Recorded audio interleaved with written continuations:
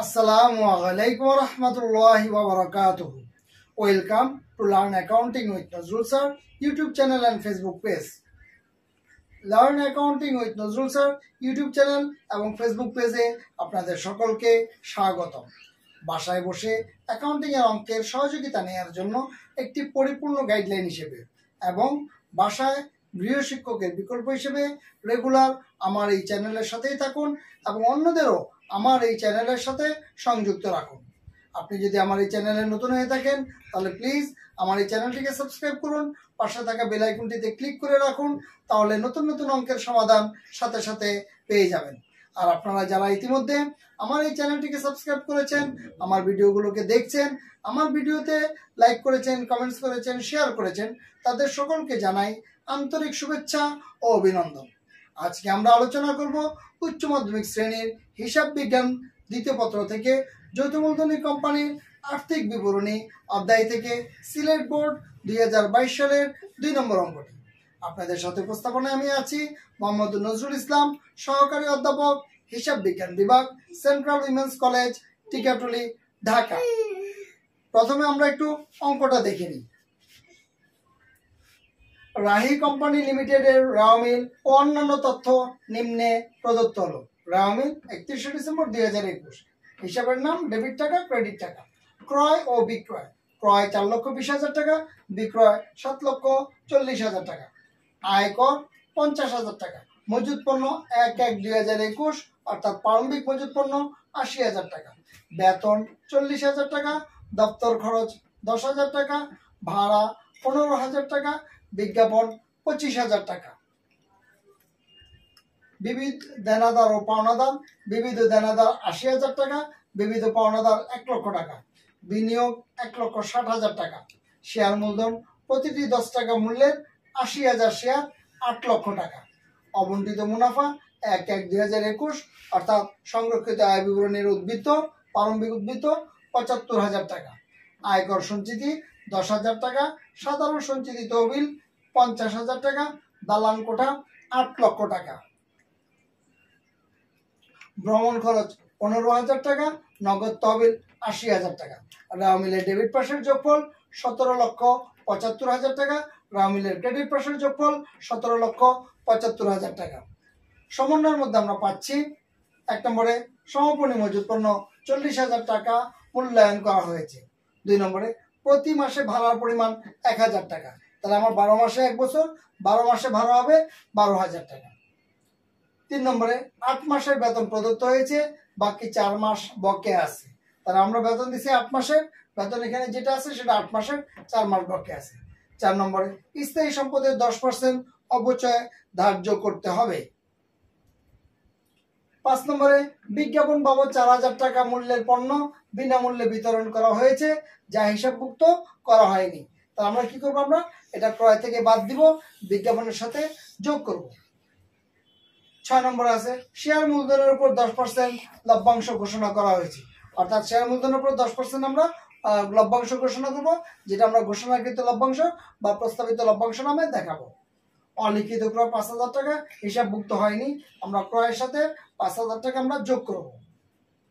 8 নম্বরে নিট লাভে 10,000 টাকা সঞ্চিত তহবিলে স্থানান্তর করতে হবে। কতে আমাকে বলেছে নিট ক্রয়ের পরিমাণ নির্ণয় করো, অর্থাৎ ক্রয়ের সাথে আমার অলিখিত ক্রয় যোগ হবে আর বিজ্ঞাপনের এটা বাদ যাবে। খতে কোম্পানির চলতি বছরের পরিচালন ব্যয়ের পরিমাণ নির্ণয় করো, আমাকে বলছে পরিচালন ব্যয়ের পরিমাণটা নির্ণয় করতে। গতে বলেছে চলতি বছরের সংরক্ষিত আয় বিবরণী যে 50,000 টাকা ধরে কোম্পানির দায় পাশের মোট পরিমাণ নির্ণয় করো। অর্থাৎ দায় পাশের মোট পরিমাণ, তার মানে শুধু বলেনি যে মোট দায় নির্ণয় করো। মোট দায় নির্ণয় করলে একরকম কথা হতো, আর দায় পাশের মোট পরিমাণ অর্থাৎ শেয়ার মালিকদের সত্ত্ব ও দায় সমূহ পুরোটা আমাকে এখানে করতে বলেছে। তাহলে আমরা আসি কতে নিট ক্রয়ের পরিমাণ। আমরা ক্রয় গ্রামে পাচ্ছি 4,20,000 টাকা, যোগ অলিখিত ক্রয় আমরা সমন্বয় পাচ্ছি 5,000 টাকা, যোগ করলে আমরা পেলাম 4,25,000 টাকা। এখান থেকে আমরা বাদ দিব বিনামূল্যে পণ্য বিতরণ 4,000 টাকা। তাহলে 4,25,000 টাকা থেকে 4,000 বাদ দিলে 4,21,000 টাকা হচ্ছে নিট ক্রয়। তারপর আমরা খতে পাচ্ছি কোম্পানির চলতি বছরের পরিচালন ব্যয়ের পরিমাণ নির্ণয় করো। পরিচালন ব্যয়ের মধ্যে আমরা পাচ্ছি প্রথমে বেতন 40,000 টাকা, বলেছে 8 মাসের পরিশোধ করা হয়েছে, 4 মাস বাকি, তার মানে এটা হচ্ছে 8 মাসের। তাহলে যোগ বকেয়া, এই 40,000কে 8 দিয়ে ভাগ করব, 4 দিয়ে গুণ করব, তাহলে আমার বকেয়া বের হয়ে গেল 20,000 টাকা। তাহলে দুইটা যোগ করলে আমরা পাচ্ছি 60,000 টাকা। ভাড়া 15,000 টাকা মিলে দেওয়া আছে। এর মধ্যে বলা ছিল প্রতি মাসের জন্য ভাড়ার পরিমাণ আমার 1,000 টাকা, তাহলে আমার 12 মাসে 12,000 হয়, দিয়েছি 15,000, তার মানে 3,000 আমার অগ্রিম। তাহলে আমরা কিভাবে করলাম, 15,000 থেকে 12 মাসের 12,000 বাদ দিলাম, তাহলে এটা হচ্ছে অগ্রিম। তাহলে 15,000 থেকে 3,000 অগ্রিম বাদ দিলে আমার 12,000 টাকা, 12 মাসের 12,000 টাকা বের হয়ে গেল। দপ্তর খরচ বলা আছে 10,000 টাকা। বিজ্ঞাপন আমার বলা আছে 25,000 টাকা, এটার সাথে যোগ হবে বিনামূল্যে পণ্য বিতরণ 4,000 টাকা। তাহলে মোট বিজ্ঞাপন খরচ আমার দাঁড়ালো 29,000 টাকা। ভ্রমণ খরচ 15,000 টাকা। দালান কোঠার অবচয় 8 লক্ষ টাকার উপর 10% 80,000 টাকা। তাহলে যোগ করলে আমরা মোট পরিচালন ব্যয় পাচ্ছি 2,06,000 টাকা। এরপর আমরা আসি গতে। বলছে চলতি বছর সংরক্ষিত আয় বিবরণী যে 50,000 টাকা ধরে কোম্পানির দায় পাশের মোট পরিমাণ নির্ণয় করো। তা আমরা যেহেতু দায় পাশটা করতে বলেছে, রাহি কোম্পানি লিমিটেড আর্থিক অবস্থার বিবরণী ব্র্যাকেট আমরা আংশিক লিখলাম 31শে ডিসেম্বর 2021। এটা আমরা চাইলে 2021 সালের 31শে ডিসেম্বর তারিখের জন্য প্রস্তুত, এটাও লিখতে পারি। শেয়ার হোল্ডারদের সত্ত্ব ও দায় সমূহ। এই দায় পাশে আমাদের 4টা হেডলাইন আছে। প্রথম হেডলাইন হচ্ছে শেয়ার মূলধন।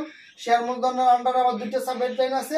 একটা হচ্ছে অনুমোদিত মূলধন, প্রতিটি 10 টাকা মূল্যের ডট ডট শেয়ার। এখানে ডট ডট দিয়ে 2 দাগ দিয়ে ক্লোজ করে দিব। এটা যদি আমাদের বলা থাকতো তা বলা অনুযায়ী করতাম, বলা নাই দেখে আমরা ডট ডট দিলাম। এরপর আমরা আসি ইস্যুকৃত, বিলিকৃত ও আদায়কৃত মূলধন।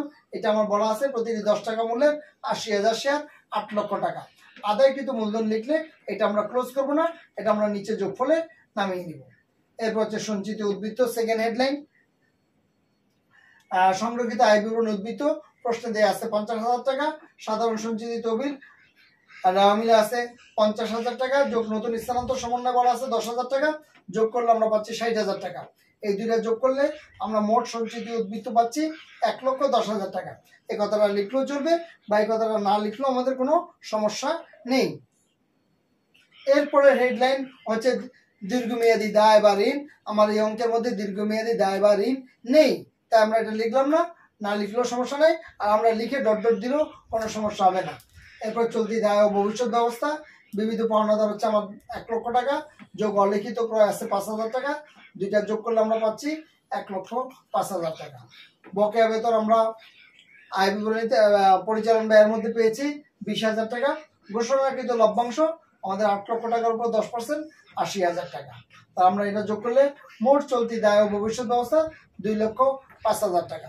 এর আগের যে দুইটা হেডলাইন শেয়ার মূলধন এবং সঞ্চিত উদ্বৃত্ত সাথে চলতি দায় ও ভবিষ্যৎ ব্যবস্থা সবগুলো যোগ করলে আমরা মোট শেয়ার হোল্ডারদের সত্ত্ব ও দায় সমূহ পাচ্ছি 11,15,000 টাকা। এই ছিল আমার আজকের অঙ্ক। আমরা অঙ্কগুলোকে যদি বারবার দেখতে থাকি, করতে থাকি, তাহলে একসময় আমরা অ্যাকাউন্টিংয়ে অনেক পারদর্শী হয়ে উঠবো ইনশাআল্লাহ। আপনাদের যে কোনো মতামত, উপদেশ, পরামর্শ আমাদেরকে কমেন্টে লিখে জানান। ইউটিউব চ্যানেল এবং ফেসবুক পেজে আমাদের সাথেই থাকুন। যদি ভিডিওটি ভালো লেগে থাকে বেশি বেশি করে শেয়ার করুন এবং অন্যদেরকে দেখার সুযোগ করে দিন। ফেসবুকের মাধ্যমে শেয়ার করে আপনার বন্ধু বান্ধব, আত্মীয় স্বজন যারা আছে তাদেরকেও শেয়ার করে দিন, এতে তারা উপকৃত হতে পারবে। আশা করি ভালো থাকবেন, সুস্থ থাকবেন। আল্লাহ হাফেজ।